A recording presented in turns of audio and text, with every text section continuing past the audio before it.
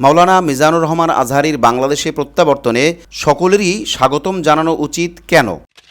আপনি এখন আগের সকল সময়ের চাইতে অনেক উঁচু স্থানে অবস্থান করছেন, তাই আপনাকে নিয়ে বাংলাদেশের লাখো যুবকেরা ইসলাম কায়েমের স্বপ্ন দেখে। আসসালামু আলাইকুম রহমতুল্লাহ। নাহমাদুহু ওয়া নুসাল্লি আলা রাসূলিহিল কারীম, আম্মা বাদ। সুপ্রিয় দর্শক শ্রোতা, দেশ ও প্রবাসে কাছে ও দূরে যে যেখান থেকেই আমাদেরকে দেখছেন ও শুনছেন, সকলকে আন্তরিক মুবারকবাদ জানাচ্ছি। আমি ইউসুফ মাহমুদি এবং আপনাদের প্রত্যেককেই আমন্ত্রণ জানাচ্ছি আমাদের আজকের বিশেষ ভিডিও বার্তা অনুষ্ঠানে। বন্ধুরা, আজ আমরা কথা বলবো মাওলানা মিজানুর রহমান আজহারীর বাংলাদেশে প্রত্যাবর্তনে সকলেরই স্বাগতম জানানো উচিত, কিন্তু কেন? চলুন আমরা মূল আলোচনায় ঢুকে পড়ি। মাওলানা মিজানুর রহমান বাংলাদেশে আগমন করেছেন।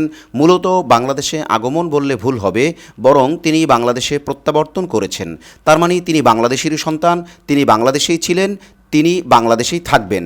তবে তিনি মালয়েশিয়ায় গিয়েছিলেন কী কারণে, কিভাবে, এটা আমরা সবাই কমবেশ জানি। সে বিষয়ে আলোচনা এই মুহূর্তে না। মাওলানা মিজানুর রহমান আজহারী বাংলাদেশে প্রত্যাবর্তন করেছেন, এটি একটি খুশির সংবাদ। এই খুশির সংবাদ উপলক্ষে আখলাক টিভি আয়োজন করেছে মাওলানা মিজানুর রহমান আজহারীর প্রত্যাবর্তনে সকলেরই স্বাগতম জানানো উচিত এই অনুষ্ঠান। স্বাভাবিকভাবেই প্রশ্ন আসে যে মাওলানা মিজানুর রহমান আজহারীর বাংলাদেশে প্রত্যাবর্তনে সকলেরই স্বাগতম জানানো উচিত কেন? চলুন আমরা বিষয়টা বোঝার চেষ্টা করি। আমরা প্রথমেই বলবো, আখলাক টিভি মনে করে মাওলানা মিজানুর রহমান আজহারী অতীতের সকল সময়ের চাইতে এখন পরিপক্ক এবং পরিণত হয়েছেন। এক কথায় তিনি ম্যাচিউর। আগে তিনি যত সম্মান পেয়েছেন তার চাইতে আরও বেশি সম্মানের হকদার তিনি, যে কারণে তাকে সকলেরই সম্মান জানানো উচিত এবং সকলেরই স্বাগতম জানানো উচিত দাওয়াতের ময়দানে। 2 নম্বরে আমরা দাবি করব, প্রত্যেক দাঈ ইলাল্লাহকে অথবা প্রত্যেক ইসলামী স্কলারকে অথবা প্রত্যেক আলেমকেই দাওয়াতের ময়দানে ওপেন স্পেস দেওয়া উচিত এবং খুব সুন্দরভাবে তার মেধাকে, তার আলোচনাকে, তার যোগ্যতাকে, তার বক্তব্যকে সুন্দরভাবে জাতির কাছে তুলে ধরার জন্য তাকে স্পেস দেওয়া উচিত, সুযোগ দেওয়া উচিত। আল্লাহ না করুন এরপর যদি কোনো ভুল ত্রুটি হয় তখন সেটা পরে দেখা যেতে পারে। 3 নম্বরে আমরা সকলের কাছে আবেদন করব, মিজানুর রহমান আজহারীর আগের কোনো কথা অথবা আগের কোনো বিষয় নিয়ে এই মুহূর্তে কাদা ছোড়াছড়ি করা বা কোনো রকমের জবাবে যাওয়া অথবা কোনো রকম তাকে বিরক্ত বা বিব্রত করা অথবা ইসলামী দাওয়াতি কাজে কোনো রকমের বিশৃঙ্খলার সৃষ্টি করা কোনো মানে হয় না বা উচিতও নয় এবং শরীয়তও এটা অ্যালাউ করে না। এক্ষেত্রে কথা পরিষ্কার, যদি আপনি কাউকে বিরক্ত বা বিব্রত করেন তাহলে তার পক্ষ থেকেও আপনাকে বিরক্ত বিব্রত করা হবে।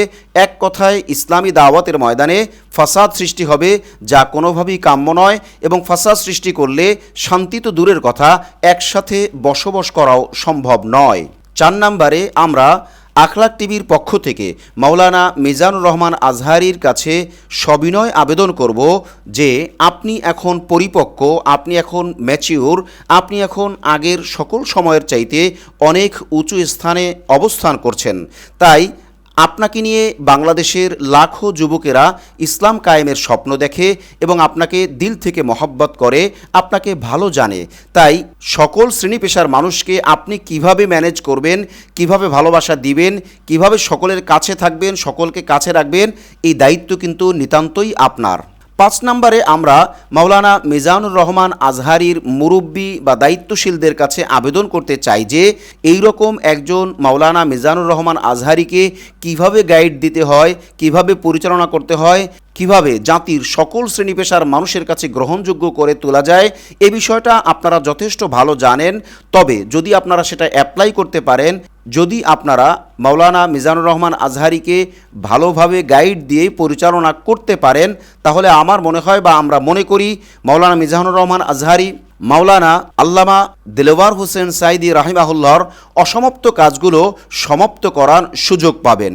একটা কথা না বললেই নয় যে আমরা নিজে চোখে দেখেছি, আপনিও জেনে থাকবেন যে অনেক মানুষ সাঈদী সাহেবকে জামায়াত ইসলাম হিসেবে দেখতে পারে না বা বিভিন্ন কারণেই পছন্দ করতেন না, কিন্তু ব্যক্তি সাঈদীকে একজন আলোচক হিসেবে, একজন কোরআনের মানুষ হিসেবে, একজন দাঈ ইলাল্লাহ হিসেবে, একজন বক্তা হজরত হিসেবে যথেষ্ট সম্মানের চোখে দেখতেন, তার শত্রুরাও পর্যন্ত।